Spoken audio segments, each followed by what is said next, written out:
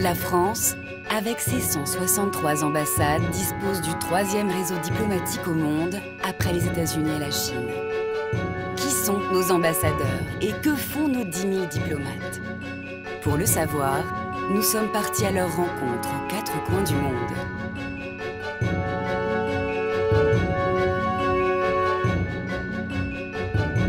Aujourd'hui, direction le Panama.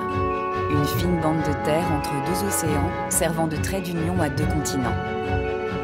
Avec près de 4 millions d'habitants pour un territoire 9 fois plus petit que la France, cette ancienne colonie espagnole possède la plus puissante économie d'Amérique centrale. À Panama City, la capitale du pays, la mission diplomatique française y est en exercice depuis plus de 70 ans.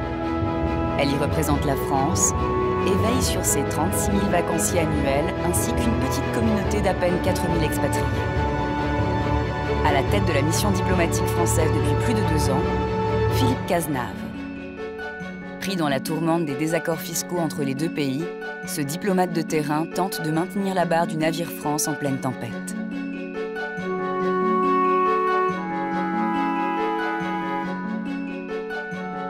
La diplomatie, c'est une des formes d'action de l'État à l'international qui permet de mieux faire connaître la France, de faire connaître les valeurs portées par la France, les valeurs de droits de l'homme, de démocratie, de coopération internationale, des valeurs de diversité culturelle, notamment par le biais de la francophonie, et qui nous permettent de promouvoir notre modèle, d'agir dans le cadre d'une stratégie d'influence et de promouvoir également nos intérêts, les intérêts qui sont centrés autour de nos valeurs et bien évidemment aussi nos intérêts économiques et commerciaux.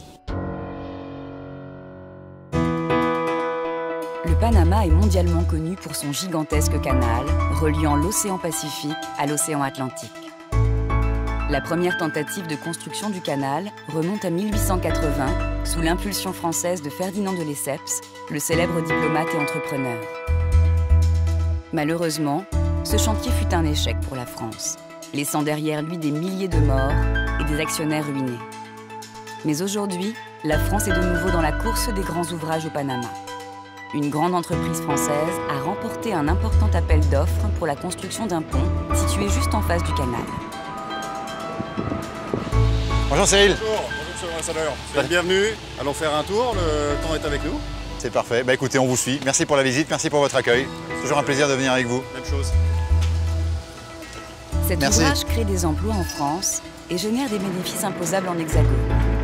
Pour Philippe Cazenave, l'ambassadeur de France au Panama, ce dossier est à suivre de très près. Il visite régulièrement le chantier et suit sa progression.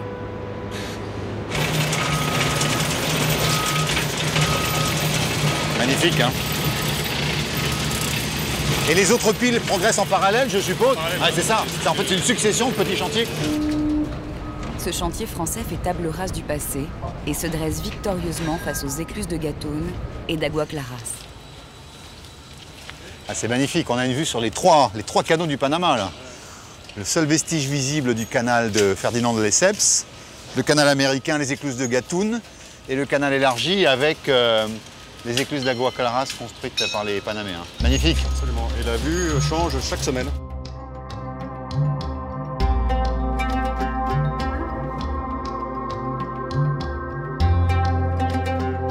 Et là, à terme, la hauteur principale? Alors, la hauteur maximale? Au final, on sera à 210 mètres. 210 mètres. Voilà. Donc il reste quasiment 100 mètres à faire. Quasiment 100 mètres.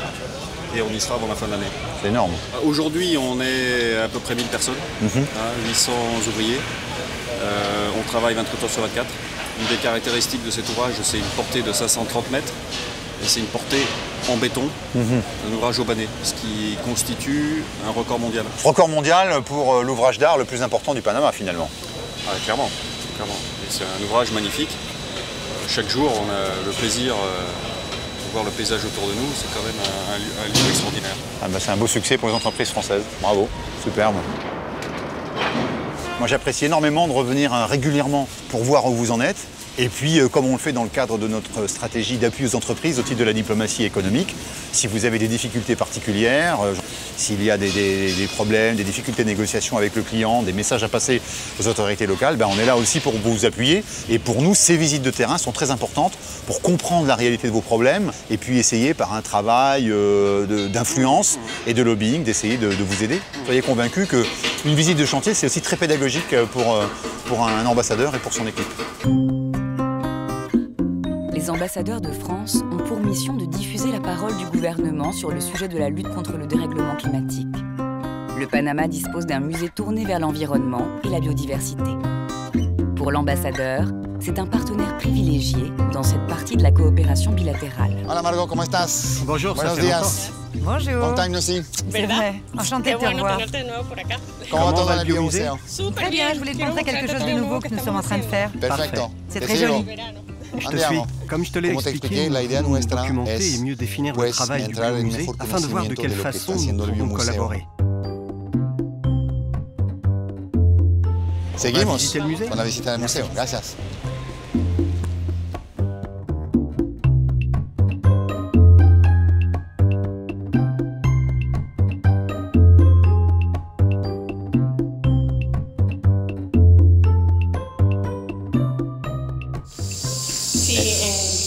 Ça, c'est la première galerie qui accueille les sons de la nature. Se oye. Nous avons fait des recherches pendant très longtemps. C'est une façon pour que les gens se reconnectent avec la nature. C'est la galerie dont je t'ai parlé à propos de l'importance de la biodiversité pour nous. Par exemple, si nous faisons disparaître les insectes de la planète, nous ne survivrons pas très longtemps non plus. C'est une manière de comprendre leur importance. On fait un travail scientifique qui est également très important. Le travail de bioprospection qu'on fait dans la recherche pharmaceutique est décisif. De ce côté, on présente des espèces que nous connaissons et qui existent au Panama. Il y en a qui risquent de disparaître. Les couleurs indiquent la situation dans laquelle elles se trouvent. Le vert indique qu'elles sont en bonne santé, le rouge indique qu'elles sont en danger et le noir indique les espèces disparues. Ce numéro indique le nombre d'êtres humains. On comptabilise les bébés qui naissent. Pour résumer, nous sommes la seule espèce qui se perpétue spontanément alors que les autres disparaissent. Nos activités contribuent à la disparition d'autres espèces. Oui. On continue ? Allons-y. Les 8 expositions du biomusée sensibilisent le visiteur sur la biodiversité et le dérèglement climatique. Mais ils racontent aussi l'incroyable histoire géologique du pays et la création de l'isthme du Panama. Cette étroite bande de terre qui forme une parenthèse entre deux océans, un trait d'union entre deux continents. De véritables fossiles dévoilent les fonds marins de ce chantier, vieux de plus de 15 millions d'années. Panama est une expérience qui permet d'observer comment ont évolué les espèces à partir du moment où le Panama est devenu une barrière. La salubrité et la température des deux océans ont réellement changé leurs conditions et les espèces ont changé. Avant que Panama ne se ferme, il existait le requin le plus grand du monde, le mégalodon. El megalodon. Voici une représentation de sa mâchoire. Wow. Les dents sont de vrais fossiles trouvés dans cette zone. Il habitait entre la zone de liaison du Pacifique et de l'Atlantique. Así que la mandíbula es una reconstrucción, pero los dientes son todos fósiles. La mâchoire se désintègre parce que c'est du cartilage. Ça ne Y eso résiste se pas au malogra temps. por el tiempo. Ça ne se conserve pas. Mais les dents, oui. À partir de la taille des dents, on peut calculer la taille du requin. Celui-ci mesurait 16 mètres de long. 16 metros un tiburón. Wow, wow, wow. Le biomusée remonte le temps jusqu'à la préhistoire et dévoile aux visiteurs la biodiversité ancestrale du Panama.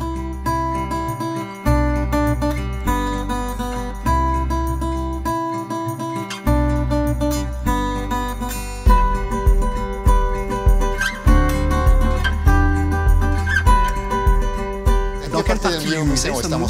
Cette galerie s'appelle le Grand Échange, El Grande Intercambio.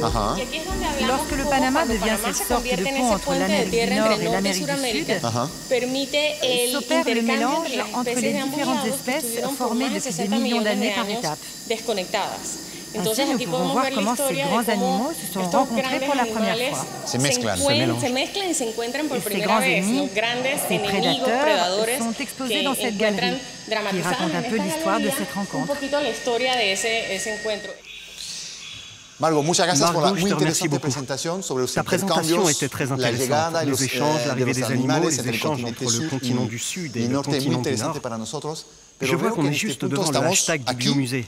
Con el Et je te hashtag propose selfie de nous biomuseo. prendre en Así que selfie te propongo que et je le tomemos un posterai selfie après y sur le luego lo Twitter publico de en el Twitter de la l'ambassade. embajada. J'écris biomusée Marco el et biomuseo, ça obviamente, facilitera y aussi eso bien votre facilita su communication que la como la nôtre. nuestra. Excellent. ¿Te Allez, parece? c'est parti. Vamos a ver. Allez. La communication Twitter, c'est très important pour le Quai d'Orsay. La direction de la communication du ministère des Affaires étrangères demande aux ambassadeurs de s'impliquer personnellement. Twitter, c'est un élément de communication fondamental. 80% des journalistes américains retirent leur information de Twitter. Donc, ça nous permet d'être des influenceurs, de donner, je dirais, un côté à la fois populaire, grand public à l'action d'une ambassade. Montrer qu'un ambassadeur n'est pas quelqu'un d'isolé dans une tour d'ivoire qui passe son journée dans son bureau derrière un écran d'ordinateur, qu'on est au contact, qu'on effectue des visites. Et l'intérêt, c'est de démontrer au quotidien tout ce que nous faisons. Seleccionamos la photo. Hashtag. La vamos a cortar un poquito. Hashtag selfie biomuseo. Panamá, qué bueno. Vamos antes que los animales prehistóricos nos ataquen. Le biomusée est un partenaire régulier et important de l'ambassade de France. Dans la stratégie de l'ambassade, qui consistera à terme à appuyer le gouvernement du Panama dans ses efforts de développement touristique et de développement éco-responsable du tourisme, le biomusée a naturellement vocation à jouer un rôle important.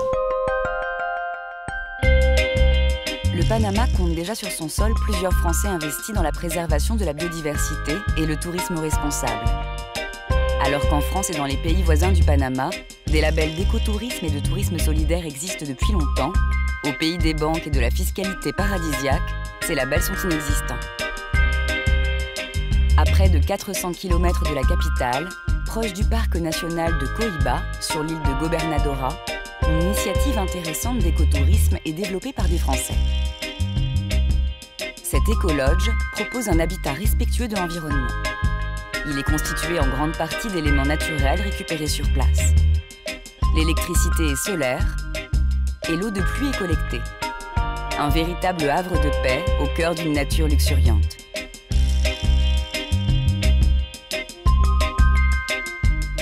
Coucou, bonjour Valérie. Ça va? Ça fait plaisir, ça faisait un moment. Oui. Tu n'es pas venue sur l'île? C'est plaisir avant de démarrer la saison là, qui Ouais. arrive. Sandrine, une voyagiste française installée dans le pays depuis plus de 20 ans, rend visite à Valérie, la responsable de l'écolodge. Cette année, on a mis une taxe écotouristique quand on vend un programme à nos clients de 5 $ par personne. Et en fait, c'est très clairement écrit quand on met ce prix comprend et comprend pas. Et les gens sont libres de l'enlever ou de la remettre. Et donc l'idée, c'est d'arriver à avoir un budget pour pouvoir développer les 3 projets d'écotourisme, de tourisme durable qu'on appuie dans le pays. Donc vous, ici, au sein d'Isla Gobernadora. Donc ça va être de soutenir au niveau des sentiers qui ont été tracés. Donc tout le fléchage, on va faire les panneaux des différents sentiers. Ensuite, le deuxième projet qu'on soutient, c'est dans l'archipel des Samblas chez les Indiens Kuna. Et le troisième projet, c'est la communauté de Nogbe, une communauté Nogbe de San Cristobal sur Bocas del Toro, où là, on travaille avec un groupe de femmes qui travaillent sur le thème du cacao, puisqu'ils sont producteurs de cacao. Donc on veut les aider à mettre en valeur ce produit. C'est comme la vanille ici. Le cacao, c'est assez fascinant comme produit. Donc voilà, c'est les trois projets qu'on veut développer sur des points très précis. Donc voilà, on a mis en place cette écotaxe pour ça et on espère que ça va se mettre dans le cadre de ce que le gouvernement est en train de faire avec un intérêt sur le tourisme vert. Actuellement, à ma connaissance, au Panama, il n'y a pas de label. Des labels propres au Panama, il n'y en a pas.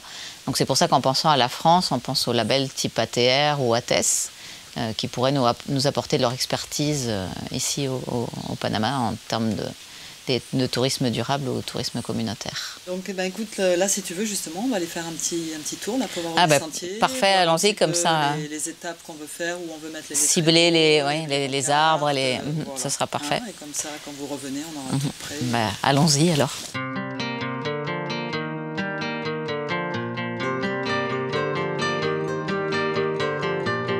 Les labels ATR de l'ONG Agir pour un tourisme responsable ou ATES de l'association Tourisme équitable solidaire garantissent aux touristes le respect d'un cahier des charges prenant en compte une redistribution équitable et respectueuse de l'environnement et des populations locales.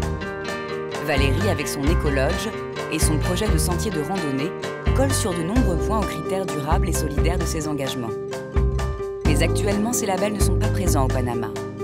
À terme, la France pourrait faire bénéficier aux Panaméens de son expérience dans le domaine. Alors ici, tu vois, on a quelques arbres, celui-là, qui s'appelle donc le Guayacan. Hein, oui, alors sur le Guayacan, on va faire une... Là, il faut faire une pancarte, parce que ça c'est un bois précieux. Alors donc le Guayacan, qui est de la famille des arbres précieux, hein, vraiment très très bel arbre, qui est protégé d'ailleurs maintenant. Parce que c'est un bois très recherché. Très recherché, et qui était à l'origine uniquement servait à faire des statues cérémonielles à l'époque précolombine. C'est vraiment un bois précieux, très résistant. Mais c'est les bois dans lesquels c'est très difficile de planter un clou. Tout à fait. Et même avec une perceuse, tu fais chauffer la mèche. Ouais. Et c'est vrai qu'ils ont été en voie de disparition, donc il faut essayer de les remettre. Il faut les réintroduire petit à petit. Ouais. Essayer de rétablir un peu l'équilibre. Donc là, on essaye d'en remettre beaucoup. Mais toujours en mélangeant. Hein. Là, tu vois, il y en a 4-5 à peine. C'est comme l'acajou, ça fait partie des bois qui ont souffert de la déforestation. Et qui, dans ce qu'on appelle notre été ici, donc période sèche, qui commence maintenant, là, de décembre jusqu'à à peu près mai, va à un moment donné fleurir. Il fait partie de ces arbres qui perdent leurs feuilles, mais qui, en fin d'été, commencent à fleurir. Se transforment en bouquet de fleurs, c'est magnifique. Splendide, ça fait des taches de couleurs dans les forêts, c'est splendide. Ouais, on va lui faire une petite pancarte. Et derrière, on a des ananas. Mais c'est vrai que l'ananas, les gens souvent ne savent pas comment pousse l'ananas. Ils se rendent pas compte. Je pense que ça pousse dans un arbre et en fait, non, pas du tout. Alors, on va continuer sur le sentier pour continuer à noter d'autres endroits.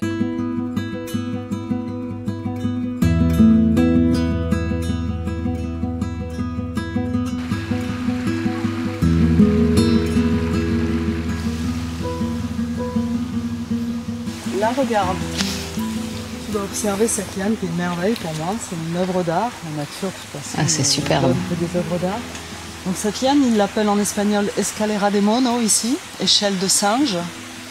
Comme tu vois un petit peu sa forme, c'est vrai qu'elle fait vraiment penser à une échelle. Elle a des vertus médicinales et je crois que c'est vraiment un plaisir des yeux aussi pour les gens de la voir. Elle a l'air assez indépendante, hein, elle serpente entre les... Là-haut, on dirait les maillons d'une chaîne en métal, mais Mais c'est du poids sur les arbres, donc il faut quand même contrôler toutes ces lianes, parce qu'elles abîment après la canopée. Donc là aussi, il va falloir faire une petite pancarte pour cette superbe liane, l'escalera des monos, échelle de singe, il faut qu'on cherche le nom scientifique. Ici, ils vont voir de l'arbre, ils vont voir de la forêt secondaire. Il nous reste des petits oasis ici de forêt secondaire, qui est rare. C'est-à-dire là, on va voir des arbres qui sont énormes, tu vas voir.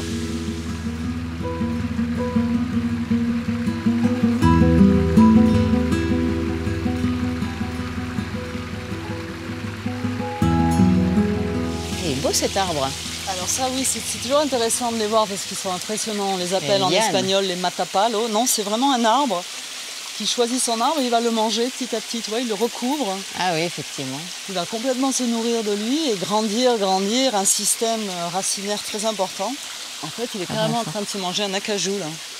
Ah, il a choisi un bel arbre quand même pour... Il va le tuer en fait, l'acajou qui est dessous. Oui, petit à petit, oui, il va l'étouffer. Parce qu'en fait, c'est assez lent, hein, ça prend son temps. Tu peux voir les lianes d'ailleurs, comment elles se mettent. Mais ces lianes deviennent vraiment du bois.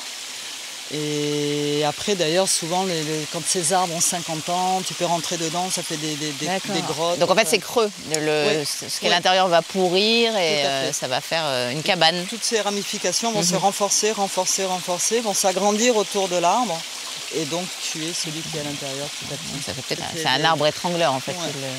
Ils ont un diamètre énorme à la fin, tu peux les escalader. Voilà, c'est des arbres très sympas à escalader.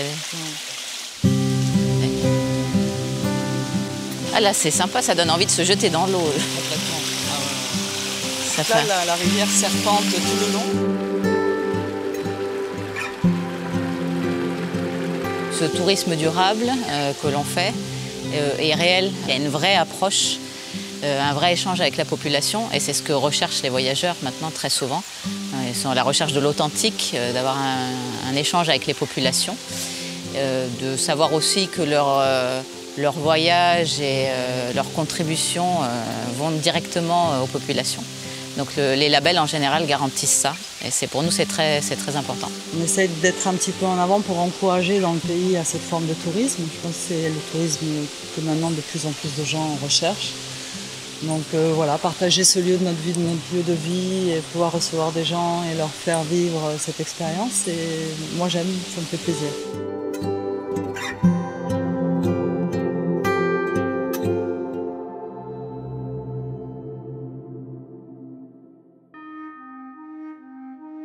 Retour à la capitale, Panama City.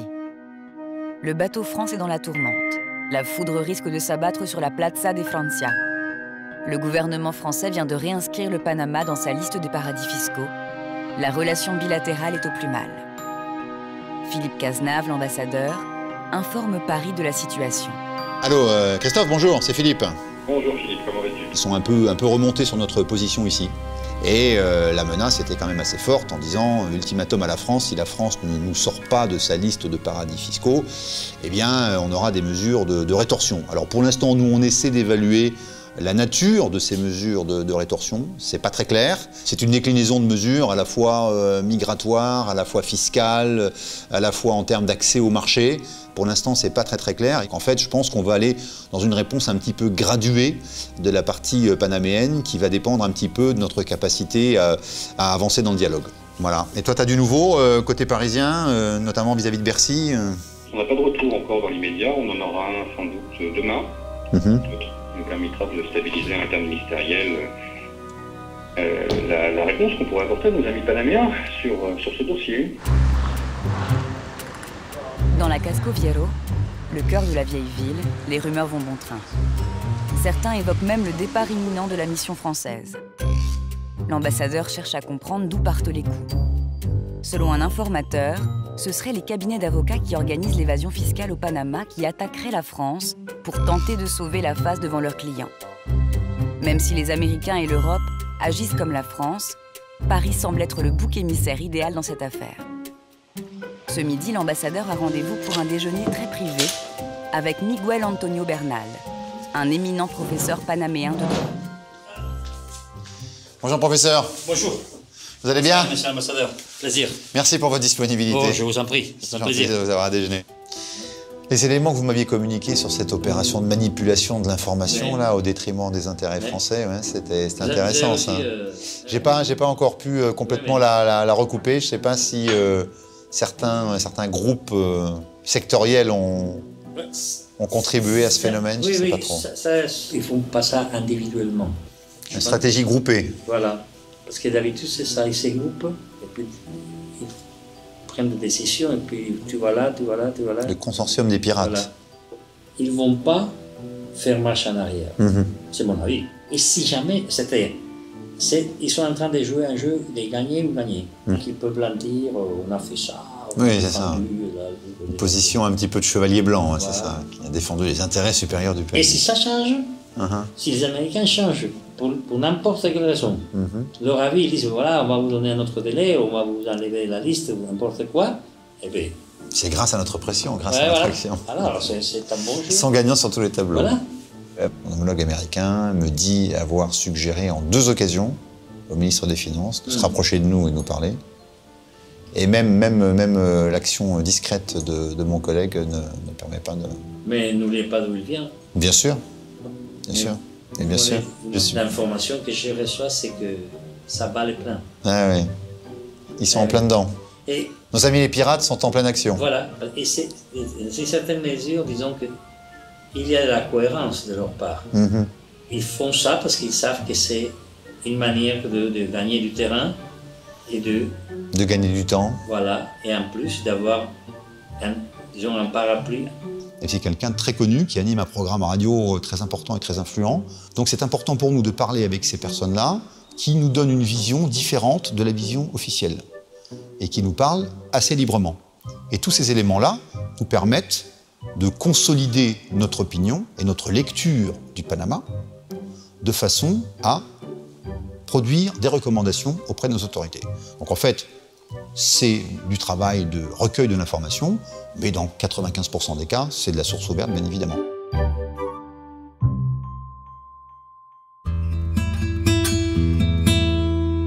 À plus de 300 km au sud de Panama City, sur l'île de Gobernadora, Valérie, la responsable de l'écologe, et Sandrine, la voyagiste, préparent le fléchage des sentiers à la recherche des arbres à mettre en valeur. Sandrine a prévu de réaliser des petites pancartes pour expliquer la faune et la flore locale. Valérie lui sert de guide sur le sentier de la forêt. Bah là, c'est beau cet arbre. Là, justement, voilà, ça c'est un acajou.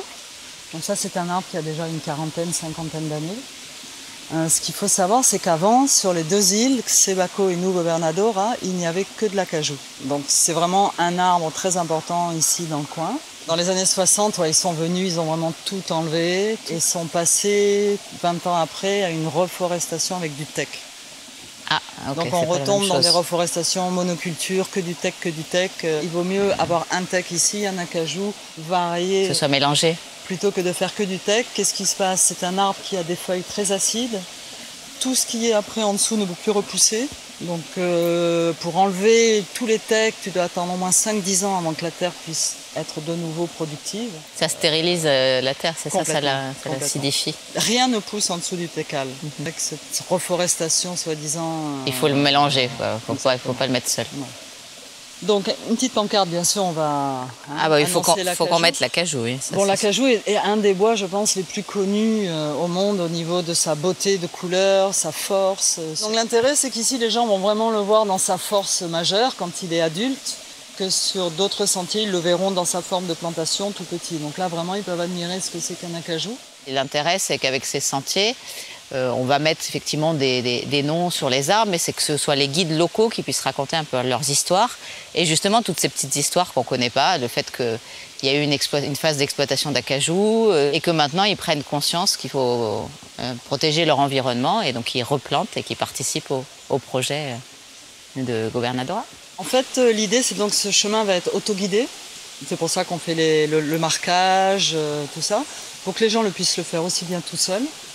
Mais on essaye vraiment d'encourager les gens à avoir un guide local, quelqu'un de l'île, qui grâce à ces petits signes pourra raconter son histoire. Il est le seul à vous raconter. Il y a l'histoire d'un arbre qui lui a parlé un jour, ou l'histoire des enfants, on leur dit ne va pas là-bas parce qu'il y a le duende c'est les petits lutins, si tu manges ce fruit-là, c'est juste pour qu'ils n'aillent pas trop loin dans la forêt. Non, on veut vraiment que l'histoire, à travers ces senderos, soit racontée par les gens de l'île, leur histoire, comment eux, l'acajou, comment ils l'utilisent, pourquoi, d'autres arbres, pour faire leur kayak traditionnel en bois, pour faire leur pilon, pour piler le riz, le maïs qu'ils cultivent. Donc je pense qu'ils auront la possibilité d'être vraiment acteurs. Ça les amuse, ils sont heureux d'avoir eu un autre contact. Il y a de très bons échanges des deux côtés. Des deux côtés, c'est positif, pour le visiteur et pour celui qui reçoit. Les touristes recherchent de l'authentique, qui sont un peu fatigués de ce tourisme de facettes, de façade, où tout est beau et où il n'y a pas de contenu. Donc l'aspect culturel est important. Et ces petites histoires, ces anecdotes que peuvent apporter les locaux, c'est essentiel. Valérie ne se contente pas de vanter le patrimoine naturel de l'île, elle l'entretient. Au travers d'une agriculture respectueuse de l'environnement, elle alimente le sol et valorise un produit local. On va aller voir la vanille. Donc c'est une bouture de vanille qui est ici, qui est une liane avec des grosses feuilles épaisses. Oui, en fait, c'est une orchidée, elle va grimper le long du tronc. Voilà, exactement. La vanille est une orchidée de terre, donc elle doit toucher le sol et après elle s'aggrave. Elle grimpe. Elle monte. Donc là, on voit que ça y est, elle a commencé, tu vois. Toutes les jeunes pousses, ça ici, hop, elle va venir se mettre. Là, le long. Donc là, on a fait tout un système de compost qui vient couvrir complètement le pied de la vanille. Dedans, on met de la citronnelle, on replante des choses. La terre, on le voit à la couleur, tu vois, elle est beaucoup plus noire. Normalement, sinon, elle est très argileuse. En général, elles commencent à fleurir au mois de janvier, février. Bon là, comme ce sont des boutures, on a commencé, donc on a à peu près maintenant plus de 500 vanilles plantées comme ça. Cette vanille, elle était présente sur l'île ou Alors, oui. Elle est native. Elle est native. On en avait. Enfin, on ne sait pas si elle est endémique, mais en tout cas, on l'a trouvée sur l'île, dans les hauteurs. En faisant une balade, oui. Quand on a commencé à créer les chemins pour que les gens puissent balader dans l'île. C'est vrai que un des chemins importants de trekking qu'on va créer sur l'île s'appellera le chemin de la vanille. Sendero de la Vanille. Le but, c'est de donner à la population une plante qui est sans doute endémique, on ne sait pas, mais de leur donner une nouvelle entrée de ressources aussi. Voilà. L'agriculture a complètement changé. Ils étaient complètement en monoculture, déforestation, brûlés, tout ça. Donc on essaye justement avec quelques jeunes, il y en a encore quelques-uns, et d'autres personnes de changer et donc de leur montrer qu'un projet permaculture peut être économiquement aussi valable pour eux.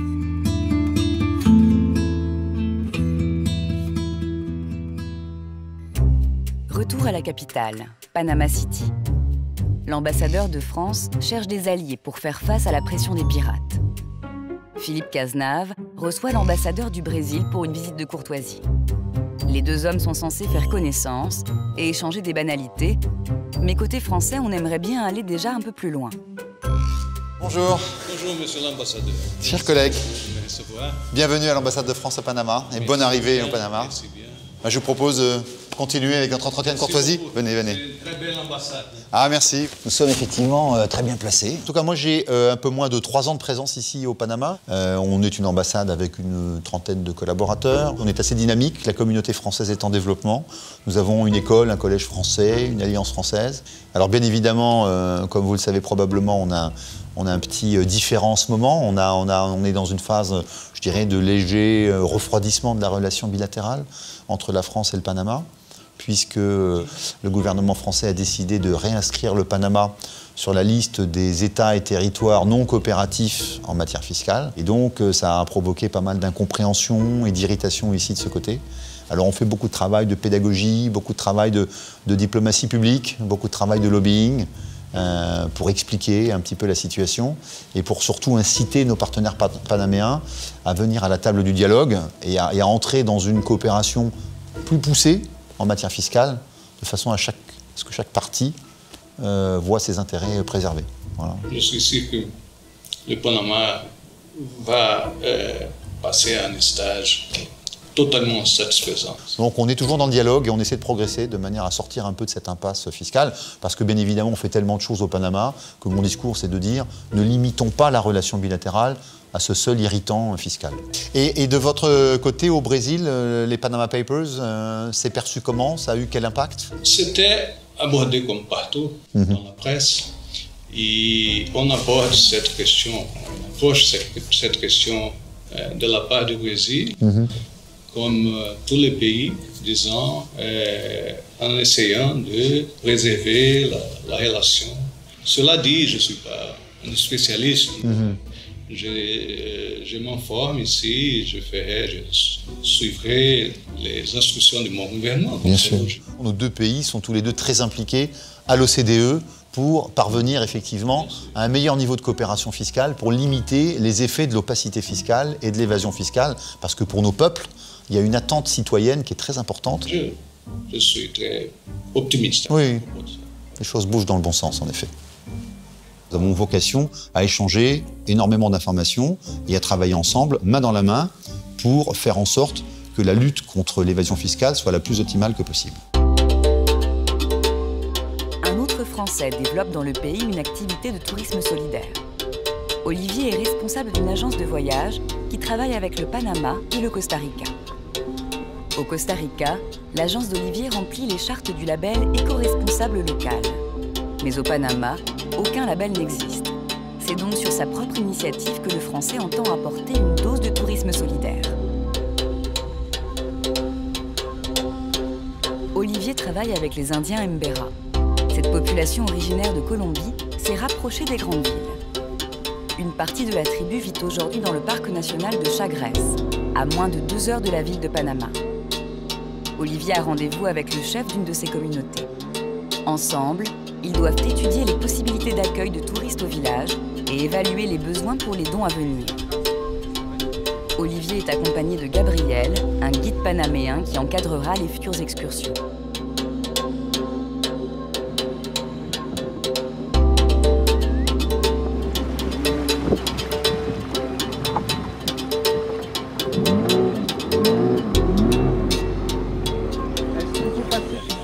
Hola. Hola. Hola, camaroncito. Hola. ¿Cómo va? ¿Ah? Bien. Hola. ¿Cómo va? ¿Trabajando duro, dice? Hola. ¿Cómo se va?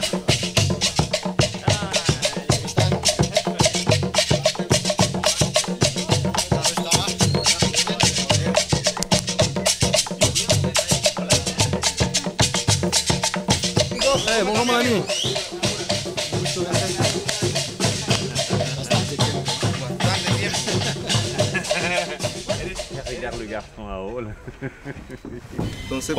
Cuando hacen un congreso, ¿cuántas personas vienen aquí? Autour de 800 personnes. Ils viennent de partout, du gouvernement, des institutions, mais aussi des gens des communautés environnantes. C'est un congrès de toutes les communautés indigènes du Panama ou des Embera. C'est régional, ça marche par région. ¿Cuándo estará listo el rancho? Bueno, estará listo ya. Je pense vers la fin du mois de janvier. Final de enero. Environ 3 mois. Como unos 3 meses. Nous avons calculé 3 mois. Calculamos 3 meses. Plus qu'un mois. Ya nos falta 2 meses, así que bueno, falta mes y algo ya. On continue la visite alors. Ultimamente entonces. Pero esto como te dije. Le village accueille une dizaine de familles. Les Indiens vivent de la pêche, de la chasse, de l'élevage de poulets et de leur artisanat vendu aux touristes dans les marchés de la ville. Attirer les groupes de visiteurs au cœur du village permettrait aux Embera de vendre leur artisanat directement. Cela apporterait un véritable complément de revenus à toute la communauté. Si les Indiens se sont rapprochés du monde moderne, ils entendent bien garder leur mode de vie proche de la nature. Garder le pagne de perles traditionnel comme vêtement, tout en profitant de l'électricité et de la médecine moderne.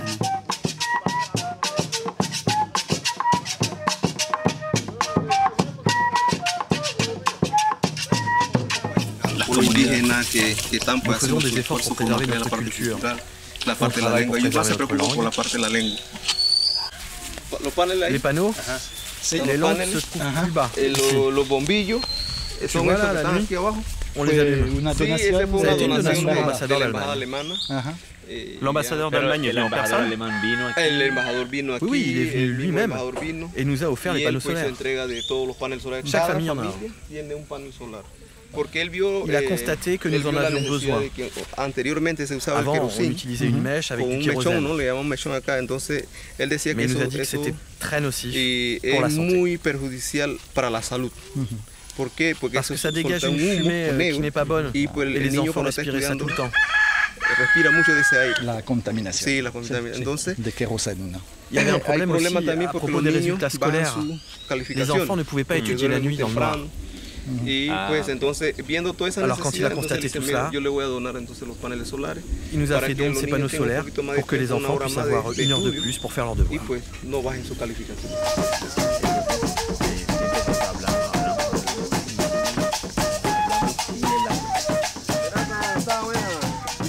Ok, bueno amigo mío, adelante, bienvenido a casa, bienvenido, adelante. Gracias, adelante.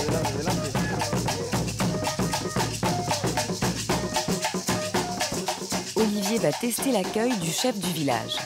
À partir de maintenant, toutes les explications auxquelles Olivier assiste font partie de la visite qu'il proposera à ses clients.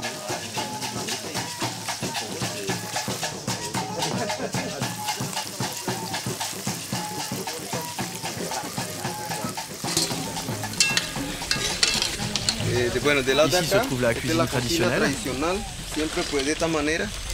Dans toutes les maisons, c'est pareil. C'est le foyer, nous l'appelons Itara. Itarra en el idioma de ustedes. Nos grands-parents habitaient et habitent encore dans cette partie de la Colombie. La partie haute de la Colombie avec le fleuve, l'Altrato. Aujourd'hui, cette région s'appelle Darien. Les Embera sont arrivés autour des années 50. Ils sont arrivés à Chagres depuis Zambou. Il n'y avait pas de route. La route panaméricaine n'arrivait que jusqu'à Bayano. La plupart des gens arrivaient en bateau par ici, en longeant la côte. Donc tes grands-parents sont arrivés en bateau? Il n'y avait pas de route? Exactement. Nous ne sommes pas loin de la ville, mais c'est un paradis caché. Absolument. Un paraíso.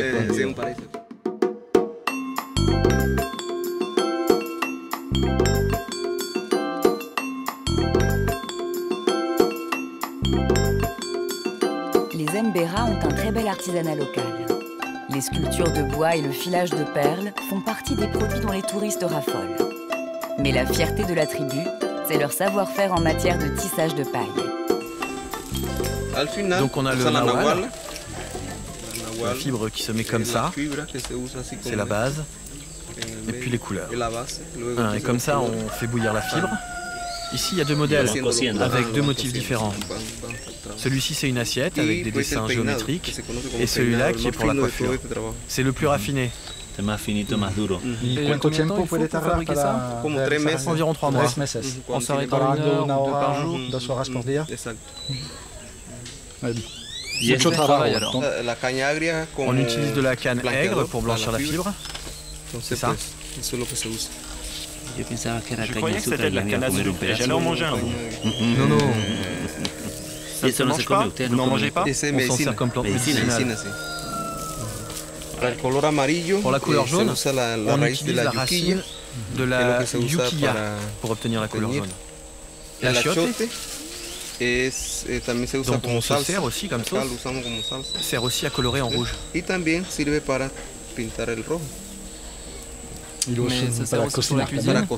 ¿Ustedes lo usan para cocinar o solamente allá en Panamá? Pour cuisiner, comme ça. Dans les couleurs. Donc ça sert à manger et à colorer. Et pour se maquiller, para maquillarse, on s'en sert aussi pour se maquiller, exactement. Pour la couleur noire, on utilise de la terre noire, qui s'appelle aussi poarrillo. Ce sont des sédiments de la rivière. On les laisse tremper pendant 2 jours et on obtient la couleur noire. No, la idea es de lograr de definir cuáles son las Nous sommes venus pour essayer de définir quels sont les besoins d'une communauté. Entender cada vez va evolucionando. Moi, je travaille avec d'autres communautés. La idea es un poco avec la de tienne depuis pas très longtemps. Mais cela m'intéresse de collaborer avec vous. Donc j'aimerais savoir quels sont vos besoins à venir et voir de quelle façon on peut collaborer avec vous. C'est très important. Par exemple, dans la construction du ranch, les infrastructures. C'est intéressant. Les besoins sont nombreux, mais il y a des priorités. Une des principales priorités pour nous, nous avons besoin d'équipements de travail, des moteurs, des gilets de sauvetage. C'est, comme on dit, un bon ouvrier a de bons outils. C'est le moteur principal de notre activité. Le reste, on peut y arriver ça. Combien de temps tiennent les gilets? Ils tiennent 1 an. Il faut les remplacer tous les ans. Pour nous, c'est le plus important. Les autres choses, nous y arrivons nous-mêmes. Il y a d'autres besoins comme l'eau, la santé. Parce que l'eau nous arrive dans des tuyaux usés. Vous devez la traiter avec des capsules? Oui, avec des capsules de boîte sont périmées. Nous sommes en train de demander de l'aide au ministère de la Santé. Mais tu sais très bien qu'en ce moment, la situation au Panama est difficile. C'est très difficile. Tout le monde se renvoie la balle et personne ne fait rien. Pourquoi elle arrive polluée depuis là-bas jusqu'ici? Parce que c'est ouvert. En fait, c'est un barrage. Et il y a beaucoup d'animaux. Des grenouilles, des serpents qui meurent. Et puis comme il n'y a qu'un seul courant d'eau, tout vient se mélanger. Et ensuite, tout arrive au citerne, mais l'eau n'est pas purifiée. Les gens prennent directement cette eau. Les gens prennent directement cette eau non chlorée. Il n'y a personne qui est chargé de verser le chlore. Non, il y avait un dispositif qui versait le chlore, mais depuis des années, ça ne fonctionne plus. C'est un truc d'il y a plus de 10 ans. C'est très important. C'est une chose prioritaire pour éviter les maladies. C'est ça. Une des priorités, c'est celle-là. Parce que si on a la santé, on a tout. Sans la santé, on ne fait rien. Sans le tourisme, ils ne pourraient pas subvenir et rester vivre ici. Donc c'est une partie de contribution facile. Après, c'est lorsqu'on a des clients, l'on peut financièrement les aider ou participer. Donc c'est là où il faut les rencontrer, et puis leur demander ce dont ils ont besoin et puis essayer de le concrétiser. Ce n'est pas notre initiative propre, on a des clients qui nous demandent de quelle manière ils peuvent participer et d'une certaine manière faire une donation pour faire un geste à leur projet de voyage. Donc on vient les voir, on leur demande et on met en place ces aides. Ça peut être aussi bien des gilets de sauvetage, des batteries pour leurs panneaux solaires, des infrastructures pour les écoles. Voilà, l'idée c'est de construire quelque chose ensemble et pas uniquement penser business. Bien évidemment, un acteur privé, on est là pour gagner de l'argent, mais on est aussi là pour essayer de faire les choses bien.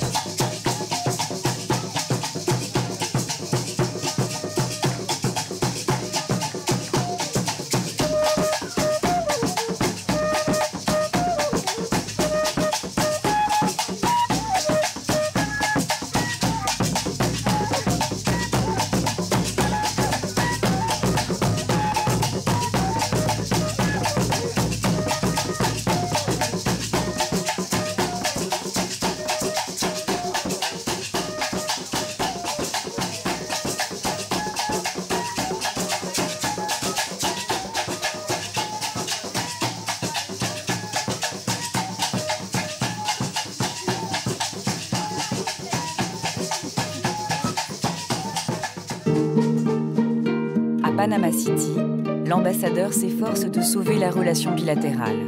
Pour montrer les liens forts entre la France et le Panama, Philippe Cazenave s'appuie sur le travail de l'Alliance française de la ville. Une exposition nommée sur les traces françaises à Panama y est justement programmée. Pour l'ambassadeur, c'est un moyen d'affirmer la présence française et de faire passer un message directement à la société panaméenne. On appelle cela la diplomatie publique. Comment vas? ¿Cómo está? Gracias por acompañarnos. ¿Todo bien? Bonsoir mesdames, ça va Sylvia? Vous allez bien? Bonsoir. Salut Alex, tu vas bien? Ya tomando, ya tomando. Le papa de l'artiste, comment ça va? Vous allez bien? Bienvenue, bonsoir. Sofia, comment estás? Long time no see. Tu vas bien? Ça va? Ouais. L'artiste photographe Sofia Verzbolowski est panaméenne. Son père est un éditorialiste important dans le pays. Pour l'ambassadeur, exposer Sofia à l'Alliance française, c'est faire d'une pierre deux coups. Montrer que la France soutient un artiste local et affirmer la présence française dans le pays.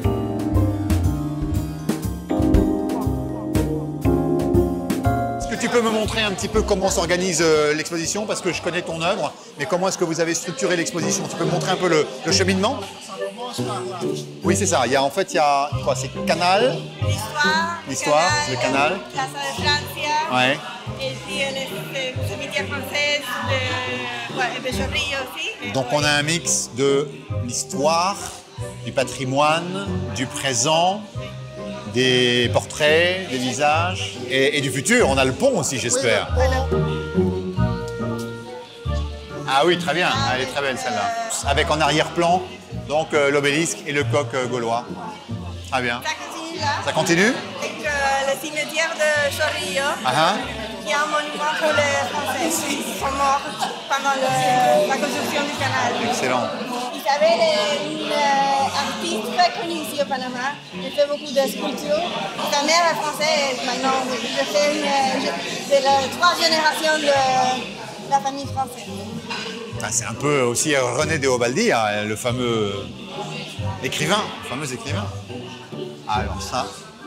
Et ¿cómo andas? Vous êtes bien plus élégant que moi. Más elegante que yo. Estimado colega. Chers collègues, comment allez-vous? Bonjour Philippe, j'ai interrompu mon dîner pour pouvoir vous voir. Merci beaucoup. Je vais vous montrer cette brochure. Elle parle un peu de l'initiative avec la biographie de Sofia. Son texte et la contribution de votre serviteur. Oui, là. Toma, por favor. Voilà, monsieur l'ambassadeur. L'histoire de la France et du Panama est entremêlée depuis un peu plus d'une centaine d'années et nous avons eu l'idée de réaliser une exposition de photos qui permettait de montrer la permanence de ces traces françaises au Panama dans le passé, les traces qui s'inscrivent dans notre histoire passée, dans notre présent et qui se déclinent également dans le futur.